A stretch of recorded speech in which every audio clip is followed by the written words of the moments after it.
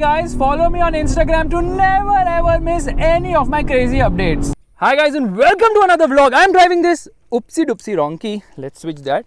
I'm driving this is the Audi Q5 Facelift right in front of you, and like I always say, it's literally a lifted face because the grille is bigger now, changes to the bumper and the lights. But first we're going to be opening the engine bay of this vehicle, and where is the lever? There it is. Yeah, hydraulic struts, no insulation, which is kind of surprising. That is the engine, beautiful looking TFSI motor, very clean engine bay as well, but kind of noisy at the moment. Let's shut this. So the grille has actually got bigger, and obviously it says Quattro here, nice beautiful Audi logo, and inside this is shut right now. It actually opens for breathing as well. Lot of aluminium bits, a skid plate at the front parking sensors, no front camera. Here you get the towing hook, I believe. This is, I don't know for what, it doesn't light up as such. At least right now with buttons I was not able to do it. Lot of aluminium treatment here and there, parking sensors, headlight washer as well, which is a cool feature. Nobody really offers it because it's kind of useless. Says Audi here, nice attention detail in the lights. The lights are revised, they are all LEDs of course, LED DRL sort of chrome inside. Beautiful detailing on the lights, but the indicators do not get the dynamic swipe function, which is a little disappointing to be honest. Coming to the side of the car, more or less the same. Alloy wheels are new. The design, I don't like the design at all. In yesterday's presentation of the car, they were showing some really cool looking alloy wheels on the Q5, but they are offered only globally. 235, 55, 19 is the size of the tires, and although the size of the tires is fine, BMW offers slightly wider tires, 245s, but low profile. 50, 19 inches. There you see the suspension of the car, black finishing here, indicator here on the outside rear view mirrors as well. Aluminium roof rails, they don't really seem functional though, and you get a shark fin antenna as well. I like the way the door handles have been done. I'll just show it to you in a bit. Sort of a station wagon vibe from certain angles. Coming to the rear of the car, again slight revisions to the bumpers as well as the lights. Lights are nice. They've given this chrome line in between to join both the lights, which is a trend in Audi cars. High end models obviously get lights actually in the center, which are joining both the lights. Q5 written right there, 45 TFSI Quattro written here, and there is the reverse parking camera. Beautiful Audi logo. This has got a bit dirty. There's a spoiler, there's a high mounted stop lamp as well. No dynamic swipe indicators at the rear either, which is disappointing. You get parking sensors. This is the towing hook. You get this sort of chrome finish, and wait a second, where is it? Faisal Khan's fingers of truth are disappointed because the car does not get real exhaust. No real exhaust on the outside. Fake exhaust, come on Audi. They have given it dual exhaust though.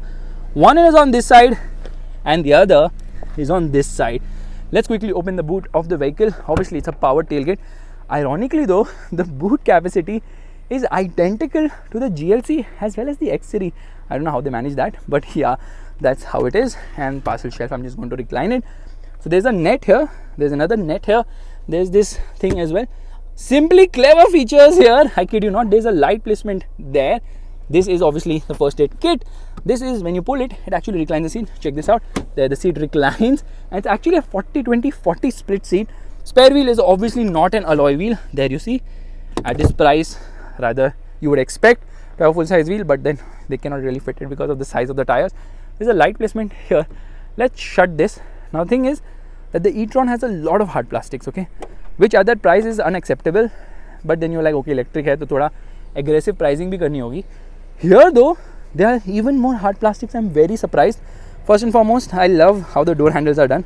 That's really very nice. Doors open decently wide. Storage space is in plenty, but hard plastics are super crazy. There's so many hard plastics in this car. There's a sun blind here, and let's put the seat back. Now the good news is that this seat actually reclines. You can recline this seat, so you can get, one second, where is it? Yeah, this is from where you can do it. You can actually put it down to split forward, or you can actually push it up. Here I will just try and do that. Yeah, there you can recline the seat. You can see the difference between the seats, right? That's also a very cool thing. But there's a hump in the center, and the other problem is that the seat squab is not long enough, so under thigh support is an issue on almost every seat of this car. Now this one has this tan seats and obviously black colored interior. You also get beige option, which obviously brings in a lot of airy feeling inside. So here storage space is actually ample because you get a magazine holder here and big door pockets here too you get twin cup holders, which is a nice touch, and you can obviously recline this as well. So if you want to carry long items, which you usually don't in India, let's put this back into place. Now legroom is good, under thigh support I told you is not that great, and headroom is just about adequate for someone as tall as me. Seat recline angle is also fine. There's a hook, there's a handle, there's a light placement, which is touch operated, which is not operating at the moment. It's gone for vacation. It's got 8 freaking airbags. There's a nice hook here, scooped out seat back, but everywhere so many hard plastics, which absolutely crazy. There's a 12-volt charging socket. You need a USB charging socket here. There's an air conditioning controls here for the rear AC vents, which are placed only here. You know why? Because it's got a 3-zone climate control air conditioning. That did not make sense, I mean the comparison. Big hum, and then obviously seat squat becomes even smaller here, so 3 passengers are not entertained at the rear, although the cabin is obviously wide enough. But 3 adjustable headrests. The center passenger does get a head right now, and obviously I showed you the sunblind is there, which is a nice touch. Obviously dashboard looks quite nice, very impressive, very I would say practical in certain areas, but not so practical in other areas, which we'll talk about once we get to the front. Let me get out of here, and also tell you that the front seat belts get the height adjust function. It also gets a panoramic sunroof, which brings in a lot of airy feeling. You have to really push the doors to shut them. You see this sort of a chrome finish on the lower half also, pretty nice and awesome. This is how the indicator actually works. Now these are SUV tires. It actually says SUV on them. That's kind of surprising. So let's quickly get to the front, where there's some changes of course. यहाँ पे कहीं तो मैंने देखा था SUV लिखा है यहाँ. It's written SUV because this is an SUV. OMG! Keyless entry, of course. Both the front seats get electric adjust. The driver also gets memory function, so you can say up to 2 people settings. But there's a dummy on the co-driver side for the same, and also at the rear, but no memory functions. Obviously, rear seats do not get any electric adjust. Door pockets are big at the front. This is to open the boot. These are the controls for the power windows. These are the controls for the outside rear view mirror adjustment. This is to lock or unlock the vehicle. And these are the controls for the lights. This is for the headlight washer. This is for the rear fog light. By the way, if you guessed it or not, this is the rear fog light, which is there on both the sides. This is the reversing lamp. So thankfully they've not cut there. Let's open this and see. This is the fuel filler lid. They tell you not the tire details, like what is the tire pressure, but just the fuel details, because this is where it tells you the weight of the car and the chassis number, and here is where they tell you what is the tire pressure that needs to be maintained, and the chassis number and all can be seen in the infotainment system as well. Seats are actually quite comfortable. Only thing is the under thigh support is not the best. You get a proper dead pedal right there, and Bang & Olufsen speakers, really fantastic. We'll do an audio test at the end of the video. Piano black finishing, but hard plastics are in plenty. Thankfully this is some soft material here. Now straight away when I get inside, let me tell you that the doors need an additional effort to shut. 3-zone climate control air conditioning. Let's shut this off for a moment. I have to tell you, this is just amazing. These knurled dials are super duper awesome in terms of quality. Fantabulous. And another cool feature is that, check this out, okay, I can touch below to browse through what I want to operate. Again, great attention to detail in that regard. There's some storage space here. There's a USB charging socket, engine start stop button, and there is a cigarette lighter here. I don't know if the Germans like to smoke or something, but the steering wheel is adjustable both for reach as well as rake. And obviously this is the lever for the cruise control, this is the lever for the indicators, and this happens to be for the wipers. You see, wipers work really well, plenty of spray on offer. The headlight washers are also working at the moment. I can hear them, I can see them, I can feel them. Steering feels nice to hold. These are actually the controls for the audio system, and this is for voice command. Let's use it right now. I'm feeling hot. What temperature should I set for you? 20. The climate control is unavailable. Oh, thanks for letting me know. So it's also got this voice command, which is cool, and there's another Audi Q5 which is just passing us at the moment. Now this is the virtual cockpit, which is nice but does not get too many displays, and you can actually change the displays by going into settings and there into display and brightness and into Audi virtual cockpit. Here there's something known as dynamic, which is different, and it gives me this warning which I'll read when I'm starting to drive this car. This is also good, and then you can press this button view to change stuff, but it's not so easy to customize this. I mean, you have to get into so many menus. That's not cool at all. Okay, the glove box is decent size, and there's this storage space on that side which is very rubberized, and there is this, I think probably for the hard disk or something. It's got 30 colors for the ambient lighting, which is not easy to operate. It says Quattro here, so the co-passenger has reassurance that if you're trying to corner hard, the car will balance everything. Meanwhile, there is some storage space here. There's a wireless charging pad right there, which they like to call as the Audi phone box. What it does is basically it connects to the antenna of the car to make sure that there is better range for your mobile network, which is kind of cool. This is obviously sliding. Below here there's storage space as well. There's a USB charging socket as well, and then you can slide this. There are twin cup holders. There's an ashtray because there's a cigarette lighter. There should be an ashtray as well. Meanwhile, this is the electric parking brake. This happens to be the auto hold function. Gear lever feels nice to hold. And this is the volume controller, and to go to the next track or the previous track, a lot of buttons here. This is for the Audi Drive Select. This is for the stop start system, traction control, self park is really very cool, works nice. Only problem here is, unlike what happens in BMW cars, you have to operate the gears as well as the brakes. In BMWs, you don't have to do that. You just have to press a button and everything else is taken care of. This is for downhill assist, this is for parking sensors, and this is to turn off the screen of the vehicle. Meanwhile, this is a 10.1 inch screen, which is definitely an afterthought. It feels like that. It feels like someone has just stuck it on top. It is good to operate, but doesn't have any flamboyant graphics, so kind of feels plain and basic. Let's get into reverse. This is the reverse parking camera. You also can see sensors. You can change the camera. No, you cannot. You can just shut the camera if you so wish. Meanwhile, here there's a lot to browse, but again, it's not the most intuitive to use. You can get into car. Yeah, it's not very fast to load either. Parking aid, lights and vision. In lights and vision, you get the ambient lighting, which is known as the background lighting, and then you have some impulse, maritime, some 7-8 already predefined colors.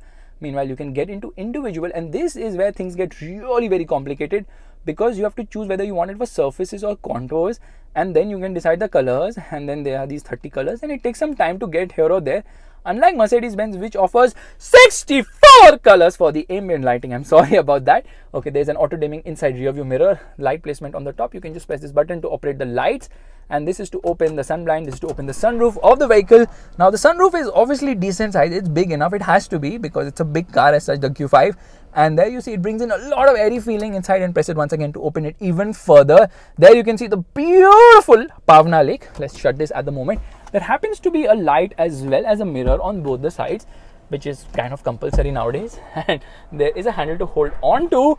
Meanwhile, you got plastic paddles here. And this button, I don't know what it is for. I think it's for the cruise control function of the vehicle. Now, like I was telling you, this screen, it could be a little easier and more intuitive to use. It's not the best. Obviously, it gets Apple CarPlay, it gets Android Auto connectivity as well, and navigation is there too. And then you can, I mean, just go and browse through various amount of things, which could be easier. And I would have appreciated a bigger and more easily arranged screen, which felt more with the dashboard of the car, which itself is having super hard plastic. They put some rubber, but plastics are really very hard. At this price, you would expect plastics to be a little lesser hard. I thought Hyundai has the most hard plastics in its car, like, you know, the Creta and all, but you know, Audi is even one up in that regard. It's kind of unfortunate considering this car has a lot of appeal. Visually, the dashboard looks really nice. They put decent amount of features. The problem is this is only operated with touch, and the other problem is that it is a fingerprint magnet. They had this MMI controller, which was right here. They have removed it and they've put this sort of a bin where neither does your phone fit, neither does anything. It's not even like an ashtray because it cannot be removed. So this is kind of weird. Like, they should have kept the MMI controller. In fact, the earlier dashboard, or rather the earlier system, seemed better, the pre-facelifted model, because they were just so much easier to use. Here though, things have changed a bit. So Audi says a lot of stuff has changed. And this is a brief glance of what is the highlight of this car. All I can say is there's another very cool feature in this car, which means you have to turn off the vehicle. Where is the switch? There it is. Okay, I have turned off the car and it shows Audi logo there. It's kind of nice. Screen turns off. You can actually turn off the screen to just clean the screen. Yeah, I kid you not, that feature is also there. Okay, let me try that right now. So we're just going to shut. Okay, make it your own, continue as a guest. Okay, need me to switch on the ignition. There we turn on the ignition and loading system. So here, I think it's in the settings thing. Just a little complex menu for me to understand. And where is it? There it is. To switch the display back on, please press and hold the off button. So it does not work. The touchscreen shuts working so that, you know, you can clean if you so want to. Anyways, let's shut this and let me show you the gesture control boot. I am trying it for the first time. I'm not sure if it's going to work or not, but I'm hoping it does work, which will be kind of cool. So obviously this is the key, You press this twice, the boot opens. This is to lock, I mean unlock the car. This is to lock the car. Here I have locked the car, and when you lock the car, obviously the mirrors retract. Now we're just going to walk the car with the key in our hand, and let's hope for the boot to open. I need to maybe probably put my leg around here. There, it finally opened. And guess what? Who's back? Yes, it's right. Faisal Khan's fingers of truth are back. And not happy with this. What is this fake stuff happening here? Come on. Anyways, let's start driving right away. Alright, we are all set to go, which means first and foremost we'll get into sport displays. Yes, this car has sport displays. That's so amazing, right? Here it is, where it is car details, and you can see the tilt angle and all those things will be seen. We're going to get the drive select into dynamic mode, air conditioning off, traction control off as well. We get into drive, we are already saying ESP, off-road, whatever, warning, restricted shit. That doesn't matter. Yeah, gearbox is in sport. Left foot on the brake, right foot on the accelerator. Hazard light off. Revving the motor. Rev still not even 2000 RPM. Really? And off we go. Slow start. But then it does pull nicely. This is a very refined engine. Oh my god. Red line still 6500 RPM. And then we encounter really bad patch of road. Car actually has a decent ride. It's on the stiffer side. That can be felt. But rides very nicely. In fact, we are in dynamic mode where the dampers are obviously in a more sporty setting, stiffer. However, in comfort mode, it obviously rides better. So ride quality is actually quite nice, although that stiffness can be felt. This is a 2-liter TFSI motor. It's actually the 2-liter TSI only, but Audi puts an F inside for reasons best known to them. F actually stands for fuel here. Now, power output similar to the Octavia RS245, but this one produces to 49 horsepower, which comes in between 5000 to 6000 RPM, and the torque output is 370 Newton meters, identical to the Octavia RS245, which comes in at a low 1600 RPM and stays there at 4300 RPM. The result is a very strong mid-range, supremely refined motor, and 0 to 100 kilometers per hour takes 6.3 seconds, which is actually decently quick as well. Only thing is the steering now doesn't have much feel or feedback as such. I mean, it's light at low speeds, but in the center position, it kind of feels slack is there in plenty. Motor loves to rev, super refined, only in the higher end of the rev range. Can you hear the engine? And the gearbox is very fast with shifts. It's obviously a 7-speed S-tronic, which is actually a dual clutch gearbox in this car. Very fast with shifts. Only things get a little aggressive and a little jerky when you put it on the boil. Meanwhile, you can see the angle and all those things. Here I can change the cluster mode, which is also pretty awesome. ARAI fuel efficiency rating is actually 17.01 kilometers per liter, which happens to be better than its rivals, I believe.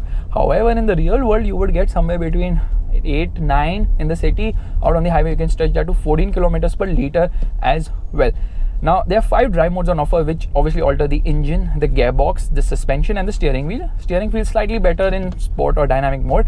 However, still not the most fun steering, I would say. Horn is nice actually. I think this engine is absolutely phenomenal in the way it performs. Really amazing, refined, punchy, good drivability, great mid-range punch, and the top end, it kind of screams as well. So I think engine is kind of flawless, doesn't have any flat spot whatsoever. That is the level of performance, and you can obviously take control of the gears using manual control as well. The paddle shifters are there here. Around the corners, body roll is there of course, but everything is in check as such, so not the Skoda check, in control I meant. So that's also pretty nice. High speed stability is also fantastic. So as far as driving goes, it is not as dynamic as say the BMW X3 or the X4, and braking performance is also pretty nice. Stops dead in its track, lot of grip on offer. So we're going to change the cluster mode right away, which means I have to get into settings, and I'm going to put a very weird looking one. And here we are, Audi virtual cockpit. This is actually a big task, and it says, do you really want to change the virtual cockpit layout? Warning, this is distracting for the driver. Yeah, the instrument cluster is distracting for the driver, and then the driver does not realize what speed he's driving at, which means you have to get into car again and into car details. And here we are. Okay, left foot on the brake, right foot on the accelerator, revving the motor. Doesn't rev only. I don't know why it doesn't rev. Even traction control off, no problem, because it bogs down, and this is typical DSG nature. I kid you not, typical DSG nature, wherein we are in manual mode. Let's see if it gives me manual control of things, wherein it actually bogs down on launch. There's no launch control, which by the way the BMWs have. The reason for bogging it down is so that the gearbox does not blow up, which is being done throughout the group. Anyways, over bad roads, comfortable enough, not an issue. It's got quattro all-wheel drive system. The result is that it is decently capable off the road, but it doesn't get air suspension. It gets air suspension globally, but here it only gets adaptive dampers, because of which you can't raise the ride height of course, but ground clearance seems ample here. moves a bit here and there on really bad roads because of the slight stiffness as such. But overall, I would say the ride is actually very impressive in this car. It's very easy to drive as well because of the steering having such lightness, easy maneuverability. But oh my god, yeah, I'm sorry about that. I'm telling that to Path actually, who's helping me monitor the camera today. Here, I'm going to try and make a downshift. No, it's already in a lower gear. It's an M1, it says, not from BMW. Alright, that's discontinued. Onto the throttle. Smoothness and refinement of this motor really baffles me. What an engine in terms of refinement and smoothness. So, what are the 5 drive modes on offer? I think there's an auto, there's an off-road, there's comfort, there's dynamic, and probably there might be individual or something of that sort, which lets you configure things according to your own liking. See, in manual mode now, the transmission is getting very jerky indeed. However, Audi has dropped diesel engines, okay, and that comes across as a surprise to India. Of course it does. Let's see where it goes. Yeah, it doesn't hold on to a gear. Yeah, in manual mode it just does not hold on to a gear. Come on, response is amazing. So diesel engines are not offered by the VW group in India, which is surprising considering they are offering the same in Europe. Why not in India? Yeah, that doesn't make sense at all. Probably they are not complying with BS6. The cost for doing it might be expensive, but Euro 5 is similar to BS6 and they're complying with Euro 5 because the 2-liter TDI is definitely offered globally, and that is a fantastic engine in terms of efficiency as well as the torque rush, but we're not getting it in India, unfortunately. So it's a petrol only strategy, TFSI strategy, and then they have electrics and all. However, there's a small problem. The problem is that they're just giving us a regular petrol engine. I mean, this engine does duty in the Superb, it does duty in Volkswagen cars as well, like the Tiguan and all. Obviously, state of tunes might differ, but they could have given it PHEV, which is there abroad, which is a plug-in hybrid system, or even a mild hybrid would do, but they're not giving any of that in India. They're just giving us a regular petrol engine without hybrid tech on no diesel either. So that's kind of surprising to me. Okay, we're going to hit a real nice patch of tarmac road. I'm excited about that. So I was really expecting them to at least try to, cover up by giving us the fantastic mild hybrid system, which although makes the car heavier, definitely results in much better performance and efficiency, but that's not the case. We just get a regular TFSI motor. Hopefully they should get diesels back, which I doubt considering the massive scam which happened from the VW group. But it didn't really affect them in India because there were no fines slapped onto the group, but that happened globally, massive fine. But still they're continuing diesel. They should have offered diesel in India, because it's plain and simple. A diesel is a diesel is a diesel is a diesel. Now Audi says that they have launched 8 cars in India and this is their 9th launch in India, which is akin to Mahindra saying that we launched 50 cars last month. You know why? Because they're counting every variant of the car as a new launch. So e-tron is launched in e-tron 50, e-tron 55 and e-tron Sportback. They call them 3 cars. Then e-tron GT and RS e-tron GT, they call them 2 cars. And then there's the RS5 and the S5, they again call them 2 cars. Technically, this is the 4th or 5th car launched from Audi in India, because if you factor in variant wise, then like Mahindra has obviously launched the XUV700, which comes in I think 30-50,000 variants. So Mahindra can also go and say we launched so many cars. So that's a little misleading, I would say. However, what matters is that whatever cars they have launched are fantastic. Only thing is we missed a diesel engine, of course, and probably more aggressive pricing for the electric vehicles, because yes, they are priced on the harder side. Well, not the harder side, I was thinking about the plastics of the car. When I say e-tron, I remember how many hard plastics are in the car, and that's why I was like, on the harder side, not harder, on the higher side as such. So as I see it, the Q5 return will be well received for sure, because the car is really very nice but more comfort oriented, and diesel is missed. Maybe a hybrid could make up for it, which by the way Volvo is doing by offering mild hybrid tech in its cars now, because they are discontinuing diesel. You have to cover up somewhere if you are going to discontinue diesel, because the diesel has the torque and the diesel obviously has the range as well, which is very crucial and important in India, because people don't want to go to the fuel station time and again, and petrol is obviously drink now. It's showing me a range of 600 kilometers. Obviously it's a massive fuel tank as well, but this is one of the better engines in the segment in terms of petrol. However, quattro results in a lot of understeer. Okay, car kind of washes out if you go aggressively around the corners, because that tendency to send power to the front axle just to stabilize things results in quite a bit of understeer.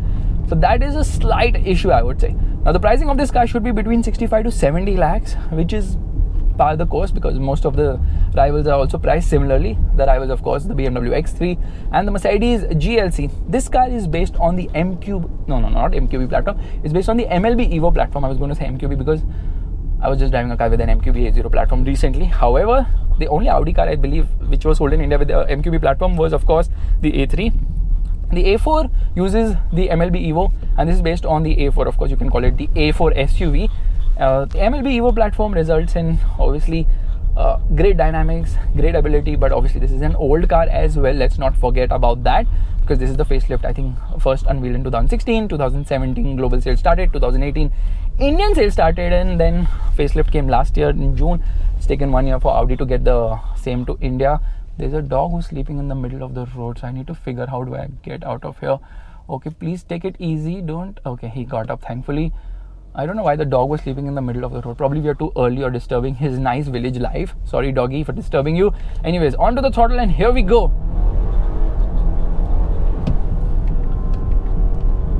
I really like the sound of the motor in the higher end of the rev range. I know it's not very sporty or loud. It's just like, it's sporty but not loud enough.